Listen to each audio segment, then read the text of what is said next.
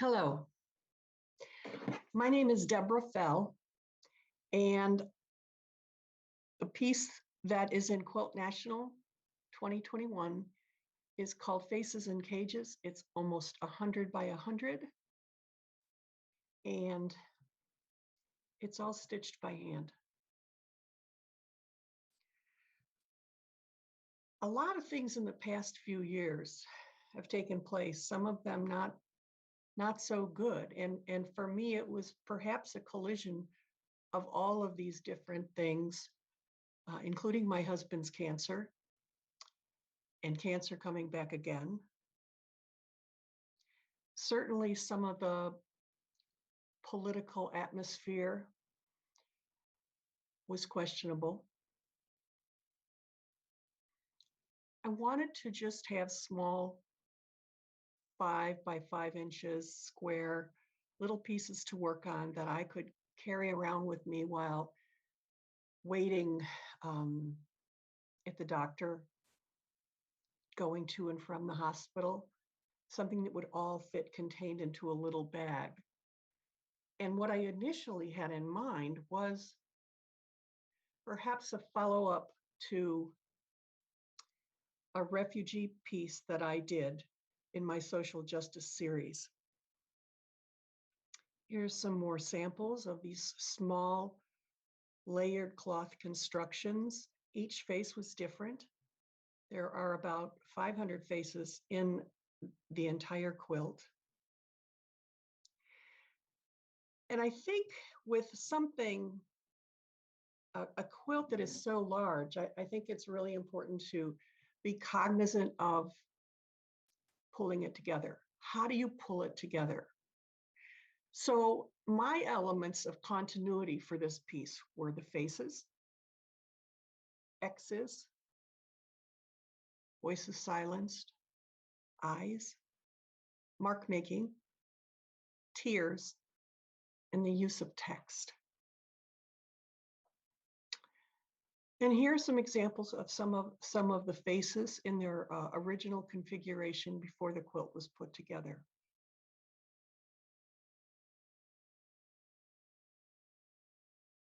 Here are some examples of the X's, one of the elements of continuity. And the eyes. And I think the elements of continuity can really prevent a big project from going astray and getting to the point where it's just chaos. More examples. And the mark making, the stitching in this quilt was incredibly important.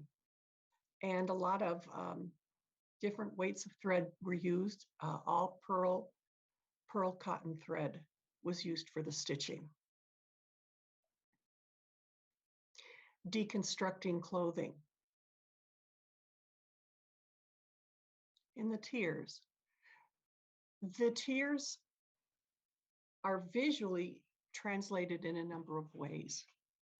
Some of the tears are stitched, some of the tears are painted, some of the tears are implied. And the use of text. The use of text in art implies conversation, implies let's talk. And here's some examples of the use of text in Faces in Cages.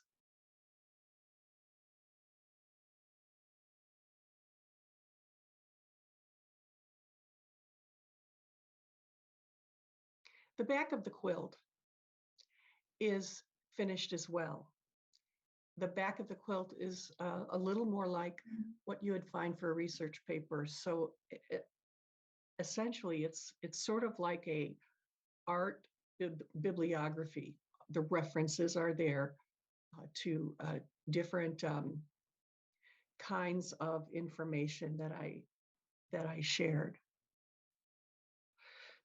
And this was a picture of a work in progress as the quilt started to grow. And these were just the blocks kind of pinned up to the wall. And here it is continuing to grow.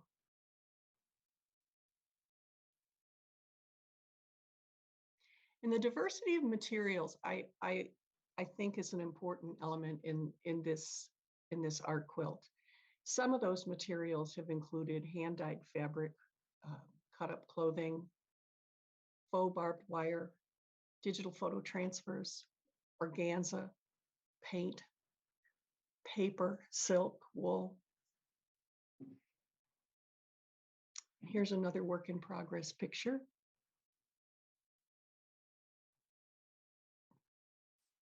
I love working with scraps. It's always my go-to, my first step. And I start with scraps and build from there.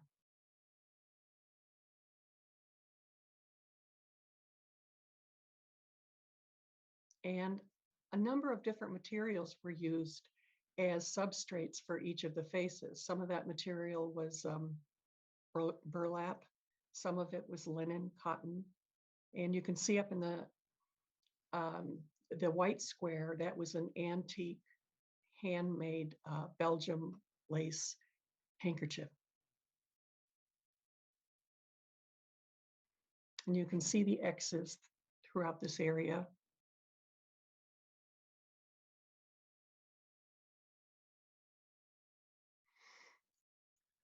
The left long element there is faux barbed wire that was sewn to the back of the piece. Some paper was used. Paint was used.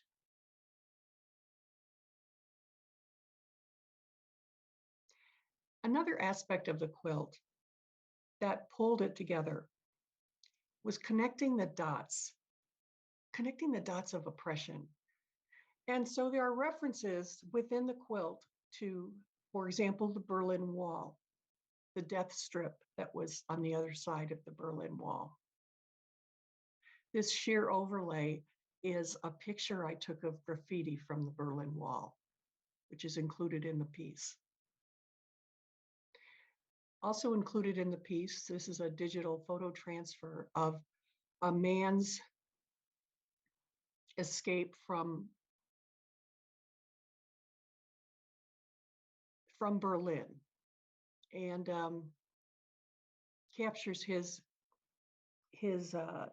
peril and his difficulties as he trudged out of the Nazi area. Another progress picture here. The techniques that were included in this quilt were hand stitching, used mostly as mark making. It is quilted from the back and from the front, screen printed, mono printed, and the fabric wrinkles were stitched into the design rather than being ironed out. Sheer overlays and paintings. Here's some examples of that.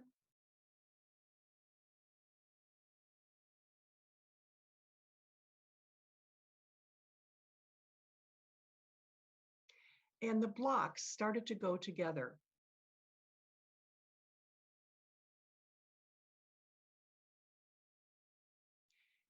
And the blocks seemed to just get bigger and bigger. Most of these blocks were about 24 inches by 24 inches. Here's another example of one of the blocks before it was hooked together. And here's some images of the back of the quilt. Many of these images ended up being covered up in terms of stabilizing the quilt. And it was an engineering challenge to stabilize a quilt that was this big and to get it to hang. Here's some other examples from the back. I purposely wanted all the knots and all the stitches in the back and all the not so pretty stuff. I wanted that to show throughout the quilt. sheer overlay. The entire quilt is stitched by hand. The random, uneven stitching, the rawness of the materials, the not squared borders. This is my acknowledgement to humanity. Flaws are seen everywhere, including the back of the quilt, and that furthers the evidence of humanity. This quilt has taken 2 years. The initial intention was to bring awareness to our country's southern border treatment of refugees. 2 years is a long time. It's June 1st, 2020. And as I was stitching tonight, it occurred to me that these faces go beyond the border crisis. So my question is, whose faces are these? Are they the faces of the COVID-19 pandemic that has taken over 100,000 lives in our country? Are they faces of people in the food pantry line? What about the children who have been killed in school shootings? Are these the faces of Holocaust murders? Is it George Floyd? I don't know the answers. You decide. Have we lost our way?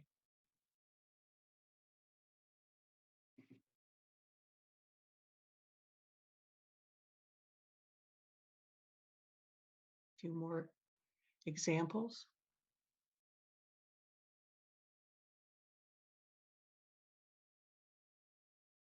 And this is the piece in its entirety. That's the front. Some of my biggest obstacles, I would say my biggest obstacle was probably my 67-year-old hands.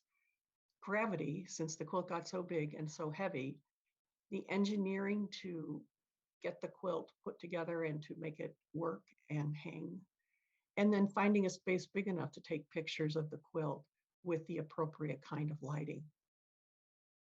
What I learned through this process of this 2-year project, I learned to trust myself. I learned how important it is to just get in there and do the work and keep going even when you're doubtful, and honor the process of the time it takes to process the creative information that you want to translate onto cloth. Making art that doesn't need to be pretty is very important to me, and creating art that has the capability of touching your soul. What can art do for us? Empower us to have a voice, gives us a sense of control when everything is out of control. In the last 4 years in our country, so much has been out of our control. Whether it's the results of climate disasters or political arenas, I could hold cloth and thread and control my world. What I planned was not necessarily what happened. Thank you.